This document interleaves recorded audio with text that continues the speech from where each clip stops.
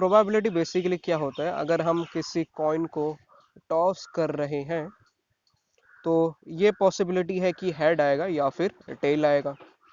तो ये क्या होता है अपना सैंपल स्पेस, यानी कि हमने एक एक्सपेरिमेंट किया है और उसकी ऐसी दो पॉसिबिलिटीज हैं।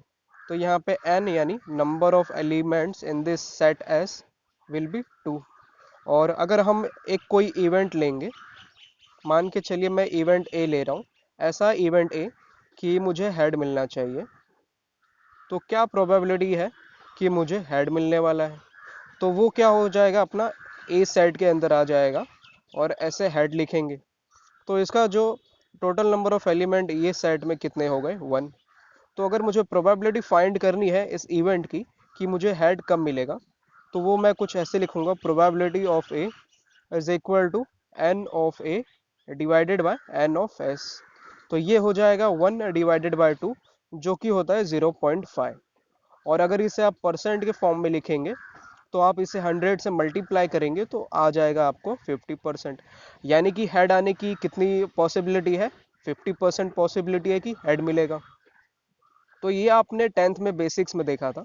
तो 11th में आप क्या देखेंगे, 11th में आपको प्रोबेबिलिटी डिस्ट्रीब्यूशन है और कुछ अपने पास एक कॉन्सेप्ट है रैंडम वेरिएबल का। क्या कॉन्सेप्ट है अपने पास, रैंडम वेरिएबल का। मान के चले कि कोई एक रैंडम वेरिएबल है x और हम मुझे इसका प्रोबेबिलिटी फाइंड करना है।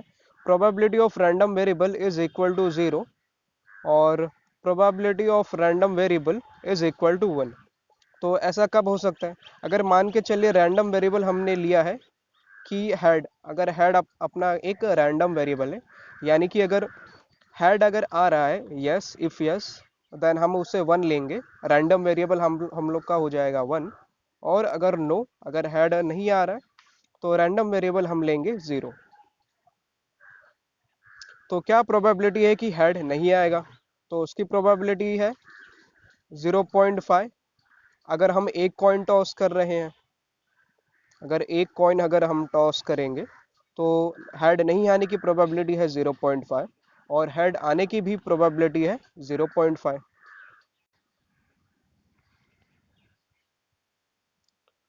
तो जो अपना ये रैंडम वेरिएबल होता है ये दो टाइप का होता है, एक ये डिस्क्रीट होता है और एक ये कंटिन्यूस होता है। अच्छा, ये डिस्क्रीट कब होगा, चलिए एग्जांपल लेते हैं कि हमने एक कॉइन को टॉस किया, तो क्या प्रोबेबिलिटी है कि हेड आएगा, एक प्रोबेबिलिटी है कि हेड आएगा और एक प्रोबेबिलिटी कि हेड नहीं आएगा। अगर हेड आएगा तो इसे हम नाम देते हैं 1, अगर नहीं आएगा तो इसे नंबर देते हैं 0। तो हमारा अगर रैंडम वेरिएबल अगर हम माने, नंबर ऑफ हेड्स अगर हम रैंडम वेरिएबल ले ले, तो इसमें जो अपना जो ये रैंडम वेरिएबल होगा इसे हम डिस्क्रीट कहेंगे। क्यों, क्योंकि इस केस में क्या होने वाला है, रैंडम वेरिएबल अपना 0 के इक्वल होने वाला है या फिर ये 1 के इक्वल होने वाला है। ओके, ये हो गया अपना डिस्क्रीट रैंडम वेरिएबल का कॉन्सेप्ट। तो अब हम देखेंगे कंटिन्यूस रैंडम वेरिएबल क्या होता है। तो कंटिन्यूस रैंडम वेरिएबल, जैसे कि अगर आपने रैंडम वेरिएबल को कंसिडर किया है हाइट ऑफ ट्री, आपने रैंडम वेरिएबल लिया है हाइट ऑफ ट्री, तो ये जो हाइट ऑफ ट्री होगा वो ऐसा कुछ होगा 1.21 मीटर, या फिर ये हो सकता है 2.22 मीटर, या फिर ये हो सकता है 3.1 मीटर। तो ऐसे वैल्यूज रहेंगे इस रैंडम वेरिएबल के, रैंडम वेरिएबल के ऐसे वैल्यूज पॉसिबल हैं। ये क्या है, possible values of the random variable. तो इस केस में जो ये रैंडम वेरिएबल हमने माना है हाइट ऑफ ट्री, ये क्या है, कंटिन्यूस रैंडम वेरिएबल, ये होगा कंटिन्यूस रैंडम वेरिएबल। तो जो अपना डिस्क्रीट रैंडम वेरिएबल होता है, डिस्क्रीट रैंडम वेरिएबल, तो इस केस में अगर हम प्रोबेबिलिटी, जैसे कि मैंने आपको एग्जांपल दिया था कि हमने एक कॉइन को टॉस किया था, तो प्रोबेबिलिटी था कि हेड आएगा या फिर हेड नहीं आएगा। तो हमने उससे कैसे डिनोट किया, तो अपना जो रैंडम वेरिएबल है वो 0 के इक्वल होगा अगर हेड नहीं आएगा, अपना रैंडम वेरिएबल 1 के इक्वल हो जाएगा अगर हेड आएगा। तो डिस्क्रीट रैंडम वेरिएबल का जो प्रोबेबिलिटी है वो हम कुछ ऐसे फाइंड करते हैं, probability of x is equal to 0 for example. तो ये जो प्रोबेबिलिटी होगा इसे हम कहेंगे probability mass function, probability mass function. तो जो डिस्क्रीट रैंडम वेरिएबल के जो प्रोबेबिलिटी होती है उसे हम कहते हैं प्रोबेबिलिटी मास फंक्शन। शॉर्ट में आप इसे कह सकते हैं पीएमएफ। और जो कंटिन्यूस रैंडम वेरिएबल का जो प्रोबेबिलिटी होता है वो होता है, जैसे कि आपने height of tree random variable माना है, हाइट ऑफ ट्री आपने रैंडम वेरिएबल माना है, तो अगर आप ऐसा प्रोबेबिलिटी फाइंड करने वाले हैं कि क्या प्रोबेबिलिटी कि ट्री का हाइट होगा 1.21 metre, probability of this random variable is equal to 1.21 metre, तो इस प्रोबेबिलिटी को, कंटिन्यूस रैंडम वेरिएबल की प्रोबेबिलिटी को हम कहेंगे प्रोबेबिलिटी डेंसिटी फंक्शन। क्या कहेंगे इसे? Probability density function. शॉर्ट में आप इसे कह सकते हैं पीडीएफ। चलिए अपने रैंडम, एक डिस्क्रीट रैंडम वेरिएबल का हम प्रोबेबिलिटी डिस्ट्रीब्यूशन टेबल देख लेते हैं। अगर अपना रैंडम वेरिएबल क्या है, नंबर ऑफ हेड्स अगर है, तो ये नंबर ऑफ हेड्स अगर वन कॉइन टॉस करेंगे तो नंबर ऑफ हेड 0 होगा या फिर 1 होगा। तो ये वैल्यूज हो गई रैंडम वेरिएबल की। अब हम पीएमएफ लिखेंगे, यानी कि प्रोबेबिलिटी लिखेंगे इस डिस्क्रीट रैंडम वेरिएबल की। तो क्या प्रोबेबिलिटी है कि एक कॉइन अगर हम टॉस करेंगे, अगर हेड नहीं आया, उसकी प्रोबेबिलिटी है 1/2, और आने की भी प्रोबेब वन हेड आने की प्रोबेबिलिटी है 1/2। फिर उसके बाद एक कॉन्सेप्ट होता है CDF का। ये होता है क्युमुलेटिव डिस्ट्रीब्यूशन फंक्शन। इसमें क्या होता है कि यहाँ पे हाफ है ना प्रोबेबिलिटी, फिर आगे जाके हाफ प्लस हाफ कितना हो जाएगा, हाफ प्लस हाफ हो जाएगा 1। तो ये एक्चुअल में सेम आपने जैसे 10th में किया था, ये आपके डेटा वैल्यूज है और ये फ्रीक्वेंसी है, और ये है आपका क्यूमुलेटिव फ्रीक्वेंसी। तो क्या होता है यहाँ पे, जैसे आपका डेटा वैल्यूज है 2, 3, 4 और फ्रीक्वेंसीज है आपकी 5, 10 और 15। तो आप क्या करते हैं कि क्यूमुलेटिव फ्रीक्वेंसी में 5 यहाँ पे लिखेंगे सेम, फिर दूसरे फ्रीक्वेंसी से इसको ऐड करेंगे तो ये हो जाएगा 15, फिर उसके बाद आप 15 + 15 करेंगे तो ये हो जाएगा 30। तो टोटल फ्रीक्वेंसी आपका 30 होता है, तो लास्ट में because of the cumulative frequency आपको ये 30 वैल्यू मिल जाता है। ये होता है आपका क्यूमुलेटिव फ्रीक्वेंसी का कॉन्सेप्ट जो आपने 10th में पढ़ा था। तो क्यूमुलेटिव डिस्ट्रीब्यूशन फंक्शन का भी कुछ ऐसा ही सेम कॉन्सेप्ट है, बस ये प्रोबेबिलिटी के केस में अप्लाई हो रहा है। ये क्या है आपका cumulative distribution function, cumulative distribution function. तो ये हो गया अपना प्रोबेबिलिटी डिस्ट्रीब्यूशन टेबल एक डिस्क्रीट रैंडम वेरिएबल के लिए। और अब हम देखेंगे कि इसमें एक्सपेक्टेड वैल्यू क्या होता है। तो चलिए देखते हैं कि ये जो expected value of random variable होता है ये क्या होता है। तो ये कुछ ऐसा होता है, x1 हमने ये यहाँ पे नाम दिया है 0 को, और x2 है अपना 1 के लिए, और p1 है दिस प्रोबेबिलिटी, और p2 है दिस प्रोबेबिलिटी। तो फिर एक्सपेक्टेड वैल्यू ऑफ x कुछ ऐसा है कि xi इंटू पी आई करना है हमें, यानी कि ऐसे करना है x1 इंटू पी1 करना है इस केस में, और फिर ऐड करना है विथ x2 इंटू p2 को। तो ऐसे हमें करना है, ओके। तो एक्सपेक्टेड वैल्यू अगर हमें इस केस में फाइंड करना है तो ये हो जाएगा x1 है अपना 0, और p1 है अपना हाफ, फिर x2 है अपना 1, और p2 क्या है अपना, ये भी है हाफ। तो यहाँ पे हो जाएगा ये 0 हो जाएगा, फिर plus half into 1 is half, यानी कि एक्सपेक्टेड वैल्यू आपको क्या मिल गया इस जो अपना ये प्रोबेबिलिटी डिस्ट्रीब्यूशन टेबल है। जो अपना एक्सपेरिमेंट हमने इसमें क्या किया था, हमने वन कॉइन को टॉस किया था, और हम ये फाइंड कर रहे थे कि प्रोबेबिलिटी क्या है हेड आने की या ना आने की। तो इस केस में जो हम ये जो एक्सपेक्टेड वैल्यू हमें मिल गया वो क्या है, हाफ। एक्चुअल में एक्सपेक्टेड वैल्यू को ना मीन के जैसा भी कंसिडर करते हैं, वो कॉन्सेप्ट हम बाद में देखेंगे। और पहले हम देख लेते हैं कि एक्सपेक्टेड वैल्यू हो गया, हमने ये देख लिया।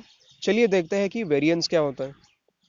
तो वेरिएंस देखने के लिए, वेरिएंस कुछ ऐसा होता है, जैसे वेरिएंस ऑफ हम रैंडम वेरिएबल ढूंढ रहे हैं तो उसका सिंबल कुछ ऐसा है सिग्मा स्क्वायर। और एक और होता है कॉन्सेप्ट जो कि होता है क्या, स्टैंडर्ड डेविएशन। तो स्टैंडर्ड डेविएशन का सिंबल है इज इक्वल टू सिग्मा करके, यानी कि स्टैंडर्ड डेविएशन जो होता है वो वेरिएंस का स्क्वायर रूट होता है। वेरिएंस का अगर आप स्क्वायर रूट लेंगे तो वो किसके बराबर आ जाएगा, स्टैंडर्ड डेविएशन के। तो फिर वेरिएंस का जो फॉर्मूला होता है, वेरिएंस ऑफ रैंडम वेरिएबल, वो कुछ ऐसा होता है कि हम expected value of x square लेंगे, फिर उसमें से माइनस करेंगे एक्सपेक्टेड वैल्यू ऑफ एक्स के स्क्वायर को, तो ये हमें मिल जाता है वेरिएंस ऑफ एक्स। तो आप बोलेंगे कि हम expected value of x square कैसे फाइंड करेंगे? ये बहुत ही सिंपल है। जैसे कि हमने एक्सपेक्टेड वैल्यू ऑफ एक्स को फाइंड किया था, तो एक्स स्क्वायर को फाइंड करने के लिए हम x1 का स्क्वायर करेंगे, फिर उसको प्रोबेबिलिटी, उसके प्रोबेबिलिटी से मल्टीप्लाई करेंगे, फिर ऐसा हम दूसरे दूसरे के साथ भी सेम ऐसा ही करेंगे। तो ये किसका है? ये है अपना expected value of x square का है। चलिए अगर हम एक सम सॉल्व करेंगे तो आपको समझ में आ जाएगा कि एक्चुअल में सॉल्व कैसे करते हैं। चलिए डिस्क्रीट रैंडम वेरिएबल के ऊपर हम एक क्वेश्चन देख लेते हैं। तो यहाँ पे हमें फाइंड करना है कि क्या प्रोबेबिलिटी है कि x होगा, अपना जो रैंडम वेरिएबल होगा, वो -1 के इक्वल होगा। तो क्या प्रोबेबिलिटी है इसकी, कैसे फाइंड करेंगे? तो देखिए यहाँ पे ना हमें कुछ वैल्यूज नहीं दी गई है, यहाँ पे हमें एक वेरिएबल दिया गया है कि एक वेरिएबल है। फिर कैसे करेंगे इसे? तो एक प्रॉपर्टी होता है कि summation of p i is equal to 1। Okay, इसका क्या मतलब है? यानी कि जितनी भी प्रोबेबिलिटीज होंगी, अगर हम उन्हें ऐड करेंगे तो हमें क्या मिलता है? 1। ओके, तो यहाँ पे हम क्या करेंगे, हम सभी को ऐड करेंगे। तो 0.1 प्लस के plus 0.2 plus 2k plus 0.3 plus के, तो ये इक्वल हो जाएगा 1 के। तो अगर हम इसे सॉल्व करेंगे तो यहाँ पे k और 2k और k, तो ये 1 2, तो ये टोटल हो जाएगा 4k। फिर अब हम सेपरेटली नंबर्स को ऐड करते हैं। तो ये हो गया 0.1 प्लस 0.2 प्लस 0.3, ये इक्वल हो गया 1 के। फिर ये क्या हो जाएगा? 4k प्लस 0.6 हो जाएगा ना, 0.1 प्लस 0.2 प्लस 0.3, ये हो जाए, फिर ये हो जाएगा अपना 4k plus 0.6 is equal to 1। तो इसे अब हम यहाँ लिखते हैं। तो ये हो जाएगा 4k plus 0.6 is equal to 1। फिर इसे हम लिखेंगे ऐसे कुछ, 4k is equal to 1 minus 0.6। फिर ये हो जाएगा 4k इज इक्वल टू 0.4 हो जाएगा। तो इसे हम यहाँ ले लेते हैं, 4k इज इक्वल टू 0.4। तो k इक्वल हो जाएगा 0.4 डिवाइडेड बाय 4k। तो इसे कैसे करेंगे? 4 1 जा 4, 4 0.1 जा 0.4। तो k क्या मिल गया हमें? k हमें मिल गया 0.1। और आप देख रहे हैं कि जो रैंडम वेरिएबल -1 है, उसके नीचे उसकी प्रोबेबिलिटी दी गई है, क्या है? k। तो वो k हमें क्या मिला है? 0.1 मिला है। तो आंसर हमारा क्या मिला हमें? क्या प्रोबेबिलिटी है कि x रैंडम वेरिएबल -1 के इक्वल होगा? इसकी प्रोबेबिलिटी है 0.1 की। इसी तरीके से चलिए हम दूसरा क्वेश्चन देखते हैं। और नेक्स्ट क्वेश्चन में हमें ना एक्सपेक्टेड वैल्यू फाइंड करना है। तो एक्सपेक्टेड वैल्यू यानी कि मैंने आपको उसका फॉर्मूला दिया था कि expected value is equal to summation of x i into p i. Okay, तो क्वेश्चन कुछ अपना ऐसा है, हमें ये रैंडम वेरिएबल्स दिए गए हैं, -2 -1 0 1 2, और प्रोबेबिलिटीज है उनकी 0.3 0.3, देन 0.1 और 0.05, और है उसके बाद 0.25। ओके, तो मैं आपको 2 मिनट्स दे रहा हूँ, आप सोचिए कि कैसे सॉल्व करना है इसे, क्या फाइंड करना है हमें? Expected value of x. तो your time, you should pause this video and try this question.